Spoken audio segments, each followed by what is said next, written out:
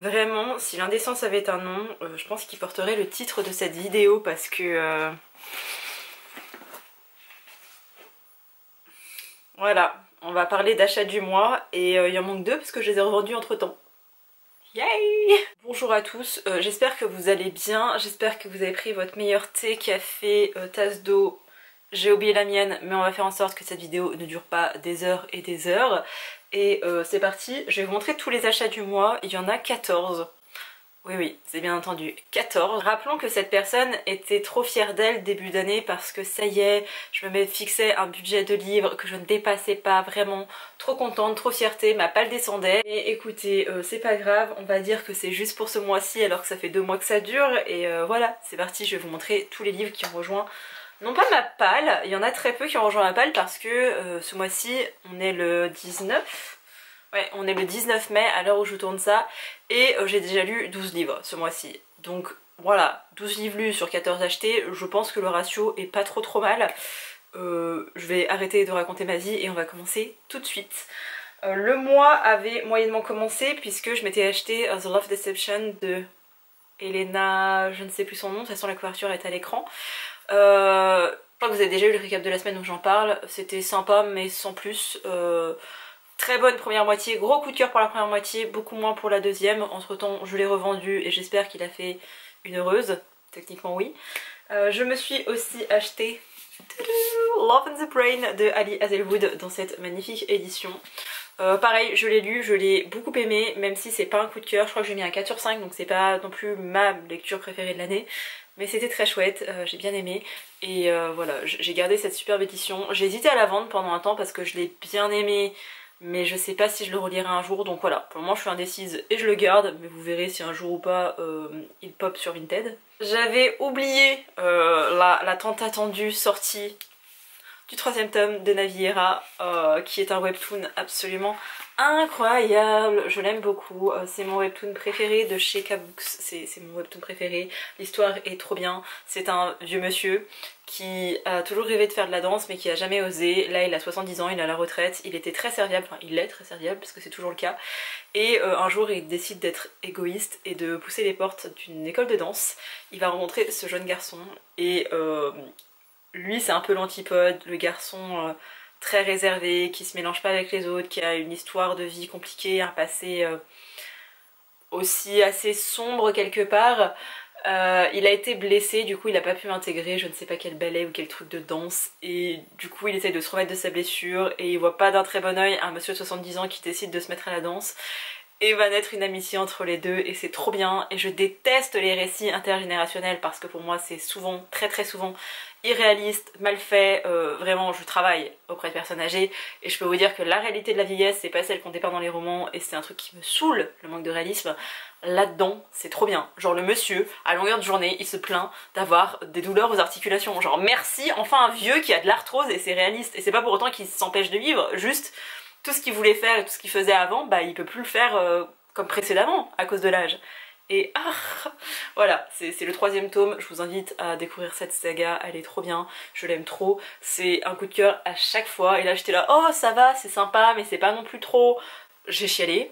J'en ai fait d'ailleurs un petit réel sur Instagram si vous voulez aller voir ça, mais j'aime trop, genre vraiment j'aime beaucoup trop cette saga, je vous la conseille à 10 000%. Et ensuite acheté quoi d'autre, The Runway, que j'arrête pas d'appeler The Runaway, je l'ai vu tourner sur quelques chaînes TikTok que j'adore, de personnes qui parlent de K-drama. Beaucoup de gens l'ont comparé à Business Proposal, que j'ai vraiment bien aimé, qu'il faudrait que je regarde pour la 3e fois parce que ça va bientôt faire 1 an. Et voilà, c'était très sympa, ça fait beaucoup penser à l'histoire que j'avais écrite un peu dans cet univers des K-dramas, mais j'aime bien, j'aime vraiment bien. Et le tome 2 sort le 25 mai, donc début juillet, donc début juin j'achèterai la suite. Oui parce que bon, je veux bien être indécente, mais quand même, on va tâcher d'être un petit peu raisonnable. Je m'étais acheté un autre livre que je n'ai plus parce que pareil je l'ai revendu entre temps, c'était une chouette lecture mais c'est pas non plus la lecture de l'année. C'est le restaurant des recettes oubliées, dont j'ai oublié le nom de l'autrice, l'auteur, je ne sais plus. Voilà. J'ai lu la première histoire qui a été un petit coup de cœur je pense, cette histoire-ci, elle était très touchante. Et par la suite il y a d'autres histoires qui continuent et qui m'ont moins satisfaite. Ici on suit un homme et sa fille qui décident de reproduire des recettes que leur partagent des gens. Bref, des gens viennent manger dans le restaurant et disent oui j'ai vu votre adresse sur un truc un peu sombre et machin et j'aimerais savoir si vous pouviez reproduire cette recette parce que c'était tel plat que préparait ma mère, mon père, mon machin, mon truc, mon là, et c'est chargé de souvenirs, chargé d'histoire. J'adore ce côté là, c'est très japonais, c'est très bien fait, vraiment ils savent le faire comme personne. Un autre roman est sorti, j'étais sur le point de l'acheter en anglais parce que je n'en pouvais plus de le voir tourner partout par des gens que j'adore, que j'adule, que voilà. Et il s'agit de Idol de Rin Usami, voilà, qui va rejoindre ma boutique vintage, j'avais oublié de le mettre. On va peut-être enlever le ticket de caisse associé, voilà. Ici on suit une jeune fille qui s'appelle Akari qui est fan d'un jeune homme qui fait partie d'un boys band, donc c'est une idol japonaise, c'est complètement différent des idoles coréens j'ai l'impression. Cette jeune fille est au lycée, elle a un job à côté, un mi-temps comme beaucoup de jeunes au Japon. Elle travaille dans un restaurant, elle est pas très douée mais ça lui permet de gagner de l'argent qu'elle dépense dans des goodies, dans des choses associées à son idol et à son groupe. Et on voit légèrement le portrait d'une fan, surtout que l'histoire commence comme ça, c'est dit dans le résumé. Bref, je vais pas vous faire une update lecture ici, il y en aura un à la fin du mois. Mais son idole, la personne qu'elle suit, qu'elle aime, qu'elle adulte depuis qu'elle est enfant, parce que je crois qu'elle avait une dizaine d'années quand elle l'a connu, il a giflé une femme. Ça a été pris en photo, du coup la preuve est là. Et la personne qu'elle suit, c'est pas forcément quelqu'un qui a une image toute lisse non plus. Vous voyez, c'est un peu plus nuancé que certaines idoles japonaises. Et on va tourner autour de ça, Enfin, je pensais que le roman allait tourner autour de pourquoi il a tapé cette femme, etc. Et en fait non, on continue de suivre Akari dans sa vie de fangirl. Et voilà, je vais m'arrêter là pour le résumer. C'était pas incroyable et pour autant, il m'a fait quelque chose ce bouquin. Genre il y a un petit truc qui s'est déclenché. Maintenant, avec du recul, il m'a pas non plus complètement convaincue. Donc je sais pas si ça vient de la traduction parce que c'est chez Piqué, ouais je sais pas, je trouve qu'il y a quelque chose dans la trad des bouquins de chez Piqué, du coup beaucoup de bouquins japonais, ou même dans certains bouquins coréens en fait de leur maison d'édition ça fait ça, et je sais pas si c'est propre à la plume initiale ou au fait qu'on traduise comme ça en France, mais il y a quelque chose de très... J'ai l'impression qu'on n'est pas entièrement dans l'histoire, qu'on est un petit peu en dehors, donc il faudra peut-être que je tente de le lire en anglais, mais voilà, assez mitigé, pour autant l'expérience était intéressante. J'ai continué mon craquage, ah non c'était en début de mois donc je vais vous le montrer peut-être maintenant, je les avais oubliés. Je me suis acheté Le Chant de mon père de Kung Sok Gendry Kim qui est, vous le savez, mon illustratrice préférée maintenant. Ici on va vraiment parler, enfin c'est vraiment une biographie de l'autrice, de l'illustratrice, et c'était assez touchant j'avoue. Il y a un aspect de sa vie concernant sa sœur qui m'a énormément touchée. On parle du massacre de Gwangju, donc pour ceux qui connaissent, vous connaissez, pour ceux qui ne connaissent pas, en gros, loi martiale, les militaires se sont pris à des manifestants et ont fait une tuerie, genre vraiment ils ont fusillé tout le monde, ils se sont acharnés même sur des enfants, sur des gens qui étaient complètement pacifistes en fait. Ça a duré pendant plusieurs jours, c'est vraiment un gros pan de l'histoire coréenne, ça a vraiment marqué les générations et les gens. On revient un peu dessus parce que l'autrice est originaire de la région et on va suivre un peu la malchance de l'autrice et comment est-ce qu'elle s'est construite et ce qui l'a fait devenir la femme qu'elle est aujourd'hui, je pense.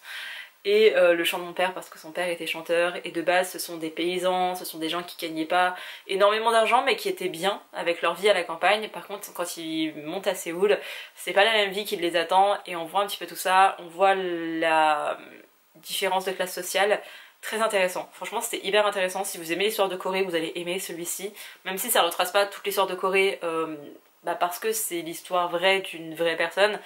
Vous voyez un petit peu son évolution et c'était vraiment très très cool. J'ai aussi acheté un autre roman de l'autrice qu'il faut que je mette en vente sur une tête parce que j'ai été partiellement convaincue. La note de l'autrice m'a plus satisfaite que le bouquin. En même temps, grâce à la note de l'autrice, j'ai pu avoir une autre vision de ma lecture et avec du recul je me dis... Ok, j'avais perçu un pan de l'histoire, mais en fait il y en a 5. Voilà, ici c'est une retranscription, je sais pas comment on peut dire ça, une réinterprétation d'un roman de... Je ne sais plus comment elle s'appelle, il n'y a pas noté, parfait. Bref, il y a une femme qui a écrit un roman inspiré de sa vie et l'autrice a demandé à la fille de cette femme si elle pouvait en faire une interprétation du coup en graphique, ce qu'elle a finalement accepté de faire. Et c'était... En fait on parle de la guerre de Corée, en tout cas on parle de la vie à Séoul en 51 je crois, donc vraiment en pleine guerre de Corée. On parle des Américains, un petit peu de la relation entre les étrangers et les Coréens à ce moment-là, un petit peu la situation du pays, et surtout on suit un homme qui vient du Nord, du coup de Corée du Nord, qui s'est installé en Corée du Sud pour je ne sais plus quelle raison, et qui est peintre, et il fait des portraits pour les GI, donc les soldats américains, et cette jeune fille elle travaille un peu dans un bureau qui gère un petit peu tout ça, la logistique, et elle tombe folle amoureuse de cet homme, sauf qu'elle c'est une jeune fille et que lui c'est un homme d'une quarantaine d'années. Et quelques années plus tard elle va voir l'exposition de ce peintre qui était très connu en Corée du Nord. Et voilà, c'est un peu une rétrospective de sa carrière, de sa vie, et cette jeune fille a fait partie de l'histoire sans vraiment s'en rendre compte. Et voilà, ça parle de ça. Il y a une double, triple, quadruple lecture à cette histoire. Ça reste très intéressant, même si quand c'est pas directement lié à un fait historique, je me désintéresse quelque part à ce que fait l'autrice. Je suis beaucoup moins hypée. Donc voilà. Ensuite, il y a eu Craquage. J'avais oublié, mais vraiment complètement oublié, non, je n'avais pas vu, je ne sais plus, que sortait un nouveau roman de cette autrice que j'aime énormément, autrice slash illustratrice. J'avais déjà lu 2021 ou 2022, Ressac de Digli, et là est sorti Attendre l'aube, et je rêvais de la voir, genre vraiment je rêvais, regardez la beauté de ce livre, il est aussi beau que bon. Donc j'ai filé en librairie pour me l'acheter, j'étais trop contente, trop fière, trop voilà. Spoiler alerte, c'est un coup de cœur, donc lisez-le à votre tour. Et j'en ai profité pour aller dans une autre librairie parce que je voulais acheter des livres ce jour-là. Vraiment, j'étais déter, je voulais m'acheter des bouquins. De base, j'y allais pour acheter La Grande Traversée de Shion Miura, que je n'ai pas lu. C'est l'un des rares de cette liste qui n'a pas été encore lu. En fait, il est gros. C'est pas gros parce que je crois qu'il fait moins de 300 pages, hein. On est sur 270 pages. Mais pour un roman japonais, à mes yeux, c'est long, ok ? Ici on suit un homme qui n'est jamais tombé amoureux, je crois, ce genre de choses, et qui va devoir travailler pour un dictionnaire de l'amour, il me semble, parce qu'il est... c'est ça, il travaille dans une maison d'édition, il doit un petit peu faire la définition de ce qu'est l'amour, ce que ça représente, et lui-même va tomber à ce moment-là amoureux d'une personne, d'une femme, et je crois qu'on va mêler littérature, écriture, maison d'édition et petite romance au Japon. Vraiment, ça va trop le faire. Je crois que c'est Laura, la libraire Le Phénix, qui a eu un coup de cœur dessus ou qui l'a adoré. Mais en tout cas, l'une des libraires l'a recommandé, c'est pour ça que je l'ai acheté. Et j'ai trop hâte. Genre vraiment, j'ai hâte de le lire. Juste là, maintenant, tout de suite, je sens que c'est pas le moment. Surtout que j'ai lu et terminé en fait hier ceci, Suzuran de Aki Shimazaki. Je ne pensais pas l'acheter, je faisais un tour dans ma petite librairie indépendante, il y en a deux. Et comme j'avais acheté un livre d'un côté, il fallait que j'en achète un de l'autre. Celui-ci c'est sûr que je le voulais et j'avais vu qu'il était sorti. De même qu'il y a un autre roman de l'autrice qui est sorti en grand format au même moment. Sauf que je savais pas, j'étais pas sûre et je l'ai pris. Le résumé me tentait pas plus que ça et pourtant après l'avoir lu c'était vraiment très très bien. C'est très très bien au point où je pense acheter l'autre bouquin de l'autrice. D'habitude j'attends leur sortie poche et je lis des années après. Là je suis très hypée par cette lecture. Ici on suit une femme qui s'appelle Onzu qui est céramiste, qui vit de son art, qui arrive un peu à exceller de son art. Elle a reçu plusieurs prix prestigieux. Elle a une sœur aînée et un frère cadet il me semble. En tout cas elle a une sœur aînée, c'est sur elle qu'on va se focus, qui est très libre, très indépendante, qui parle anglais, qui voyage beaucoup avec son entreprise. Là où Onzu, elle vit dans une petite ville qui est absolument pas à Tokyo, et c'est ça aussi que j'ai aimé. Et niveau vie amoureuse, c'est assez chaotique pour elle. Elle est divorcée, elle a un fils qui a 7 ans je crois, mais bref qui est assez jeune, et on suit sa vie à elle qui est en total contraste avec sa sœur, et on voit la mauvaise influence quelque part qu'a pu avoir sa sœur sur sa vie, et c'était vraiment... j'ai vraiment beaucoup aimé. Donc voilà, je vous invite aussi à découvrir cette autrice si jamais vous ne la connaissez pas. D'ailleurs, j'en profite pour le caler là, Eva du compte, bah, c'est surtout de la chaîne Twitch maintenant, Perfect Books organise chaque année depuis quelques temps maintenant un challenge qui s'appelle Lisons l'Asie, qui consiste à lire un maximum de bouquins asiatiques. Alors l'Asie c'est très vaste, hein. Vous allez de la Malaisie à la Russie, donc voilà, vous avez de quoi faire un sacré nombre de pays avec tout ça. Je lis beaucoup de romans coréens et japonais, donc entre fin mai et je crois que ça va jusqu'à juillet, Il me semble que c'est ça. Je vais tenter de lire d'autres origines plutôt que toujours les mêmes, mais si jamais vous voulez vous lancer dans le challenge et vous savez pas trop vers quoi vous diriger, Aki Shimazaki c'est de la littérature japonaise assez classique. Je trouve que c'est une bonne introduction à la littérature japonaise, c'est assez court, donc si vous aimez, vous savez que vous allez aimer 90% de la littérature japonaise, si vous n'aimez pas, vous savez aussi que vous n'aimerez pas la littérature japonaise, donc voilà. J'ai été malade hier, j'étais au bout de ma vie dans mon lit, j'étais en train de terminer ceci et le seul livre qui me donnait envie, c'était un livre que je n'avais pas dans ma palle. Genre vraiment j'étais désespérée les gars. Et j'ai décidé de sortir de ma grotte pour aller m'acheter un livre, et puis je suis ressortie avec 2 livres de Cultura parce qu'autrement ce serait pas drôle. Je me suis acheté Violet Made of Thorns pardon, de Gina Chen. Je l'ai bien bouffé, voilà, j'ai lu plus de la moitié hier, je vais le finir aujourd'hui. Donc vous voyez, la dame elle rentabilise. J'ai acheté 14 bouquins, j'en ai lu 12, et lui je viens de l'acheter, je suis en train de le lire. On est pas mal les gars. Je vous ai dit pour le moment le seul que je n'ai pas encore lu, c'est La Grande Traversée, qui va y passer tôt ou tard aussi, donc on est bien. Ici on est dans un univers de fantasy. J'allais dire quel est le nom de l'héroïne. Violette. On suit Violette qui est une prophétesse, j'allais dire prophétresse, tout va bien, qui est une prophétesse qui vit dans un royaume où le prince est maudit. Je sais plus comment il s'appelle, Cyrus, c'est ça. Cyrus est maudit. En gros, sa mère, avant de mourir, a lâché la plus grosse prophétie de l'histoire en mode le prince est maudit, le sol va être recouvert de roses, d'épines et de machin. C'est un petit peu des vibes de Sarachimas, mais pas du tout. Et depuis, le royaume est un peu perturbé par tout ça parce que personne ne sait quand est-ce que ça va arriver parce que la prophétesse, elle a pas donné de date. Violette est aussi une prophétesse et elle a la particularité d'avoir sauvé le prince quand il était jeune, et parce qu'elle a vu ce qui allait se passer et qu'elle a sauvé le prince, il l'a fait rentrer dans le palais et son père a un petit peu mis la main sur elle en mode tu vas devenir ma prophétesse et je veux bien que tu aies des visions, que tu fasses des rêves sur l'avenir, sur leur passé des gens, mais moi j'aimerais que tu dises aux gens ce que j'ai envie qu'ils voient, qu'ils sachent, etc. Donc en gros il va la manipuler. Et Violette va assez rapidement être dans une sorte de guéguerre avec Cyrus et voilà, on est là-dessus. Genre qu'est-ce qui va se passer au niveau des prophéties, qu'est-ce qui va se passer au niveau de ce royaume, quand est-ce que ça va arriver.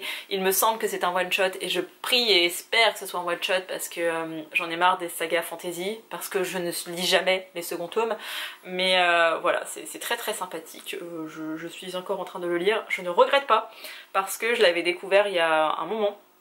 Je ne sais plus sur quel compte, chaîne, je sais plus comment. Je savais qu'il allait sortir, j'avais été bien hypée par le résumé et je ne l'avais pas acheté tout de suite et je suis contente de ne l'avoir acheté que maintenant et de le lire directement. Je vous avoue que ce genre de décision de j'achète des livres, je fais des aussitôt achetés, aussitôt lus, ça remet en question toute ma configuration de palle. Parce que j'ai une palle qui déborde et je me rends compte que je vais rarement dans ma palle, je préfère acheter même des livres anciens, mais je préfère acheter des aussitôt lus. Donc voilà, je sais pas comment va évoluer la chaîne, même ma façon de lire dans les mois, dans les années à venir, mais peut-être que je vais drastiquement diminuer ma palle pour aller plutôt vers ce genre de aussitôt acheté, aussitôt lu. On verra. Toujours est-il que c'est ma lecture en cours et que je l'aime beaucoup. Et enfin, je me suis acheté un livre qui me faisait aussi diablement envie depuis un petit moment, depuis sa sortie. Depuis que j'ai vu plein d'avis très positifs. Ça me tente aussi beaucoup. Et comme j'étais dans une vibe de j'ai envie de lire de la fantasy mais un petit peu de romance en même temps, tout ça, bah j'ai été vers The Perfect Match de Lila Mars. Je ne sais pas si elle est francophone ou pas. Et oui, c'est une autrice française. Bref, ici on est dans un univers de dystopie où en gros il y a une application, alors je ne l'ai pas lu, donc c'est le résumé selon ce que j'en ai compris, entendu, il y a des semaines de ça, ok, donc ne me jugez pas, mais à ce que j'ai compris, dans une société où il y a une espèce d'application qui vous permet une application ou un système qui vous permet de savoir quel est votre âme sœur, parce que le but c'est d'épouser son âme sœur. L'héroïne, elle va faire le test avec son copain, son petit ami, avec qui elle s'entend très bien, où ils sont sûrs d'être compatibles. Elle va faire le test et elle va se rendre compte qu'en fait, elle n'est pas compatible avec son copain, mais avec le frère de son copain qu'elle n'aime pas spécialement. Voilà, j'ai très hâte, genre vraiment, ça me hype bien. Il est pas si peu court que ça.